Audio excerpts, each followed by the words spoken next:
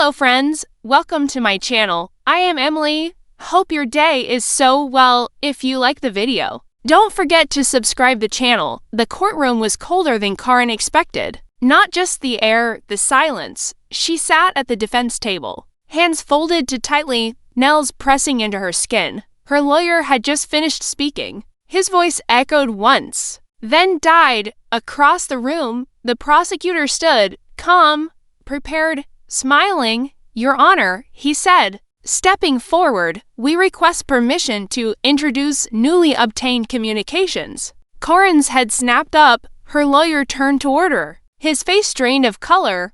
"What communications?" he whispered. The judge nodded once. "Proceed." A large screen lit up behind the prosecutor. Text messages, emails, dates, times. Messages Caryn had sworn were gone. A low murmur spread through the room. The prosecutor's voice cut through it cleanly. These messages were sent while the defendant was managing farm operations and financial access on Roloff property. He clicked again. A bank transfer appeared, then another dot, then another. Caryn's breath shortened. Her lawyer stood abruptly. "Objection overruled," the judge said, not even looking at him. The prosecutor turned, eyes steady. "And we will show that when concerns were raised." Mr. Matthew Roloff was warned multiple times about the legal risk. Every head turned. Matt Roloff sat in the back row. Not beside Caryn, not behind her, far enough away to pretend distance meant safety. The prosecutor continued, slower now.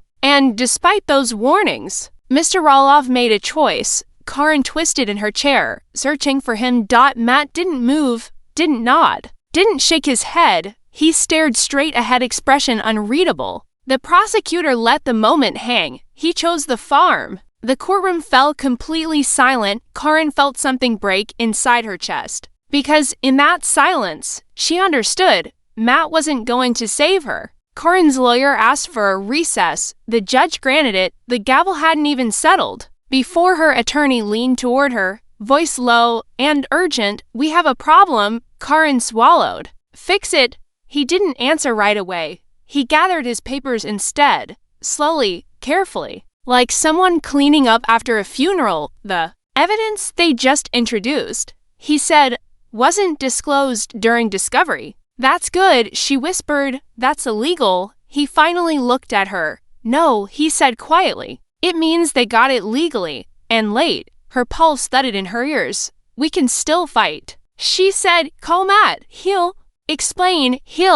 Her lawyer shook his head. "Mr. Roloff's attorneys already contacted us." That made her freeze. "They're withdrawing cooperation." He continued, "Effective immediately." Caryn stared at him. "What does that mean?" "It means," he said carefully, "Matt Roloff is no longer supporting your defense." The words didn't land all at once. They fell slowly, one by one, like dirt on a coffin. "No," she said. "He promised."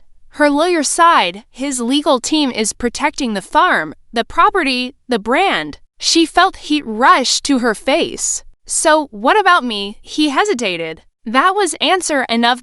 Another man at the table, co-counsel, cleared his throat. "There's something else," he said. "Given the new charges being discussed, our firm can no longer represent you." Caryn laughed once, sharp, broken. "You're firing me?" she asked. Her lead attorney nodded. "We're withdrawing." The room felt smaller, walls closer, air thinner. "You can't just leave," she said. "We can," he replied, "and we are." He slid a folder toward her. Names of public defenders, court dates, procedures. Strangers. The bailiff knocked. Court's back in session. Her lawyer stood, one by one. Not a single one looked back. Caryn remained seated. Alone at the table meant for a defense that no longer existed, and for the first time, prison didn't feel like a threat. It felt inevitable. When court resumed, Caryn stood alone. No lawyers, no whispers, no strategy.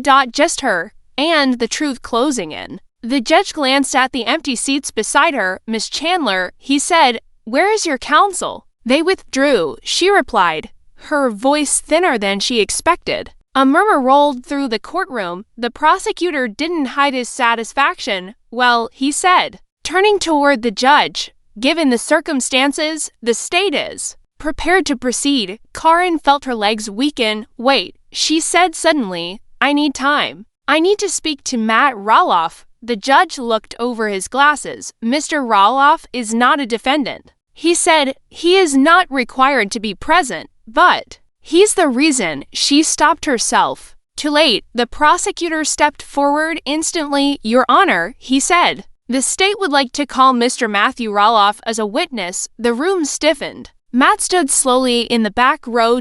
Every movement deliberate, every step measured. He walked to the stand without once looking at Caryn. She watched him take the oath, watched his hand rise, watched his mouth form the words, I swear, when he sat. The prosecutor began gently. Mr. Roloff, he said, did you have knowledge of Ms. Chandler's access to farm finances? Yes, Matt answered. Did you approve that access? Yes. Caryn's heart jumped, but the prosecutor continued. When did you first become concerned? Matt paused. Just long enough. When my lawyers warned me, he said, and what did they advise? That continued involvement could risk the farm. The prosecutor nodded. And what did you choose to do? Matt inhaled. I chose to protect Roloff Farms. The words echoed. Caryn whispered. Matt, he didn't turn. The prosecutor smiled slightly. No further questions. The judge leaned back. Ms. Chandler, he said calmly, do you have anything to say before we proceed? Caryn looked at Matt. At the man who once promised loyalty, partnership. Protection. He stared straight ahead. And in that moment, she understood the truth fully. Matt didn't betray her. He calculated her. Think. You guys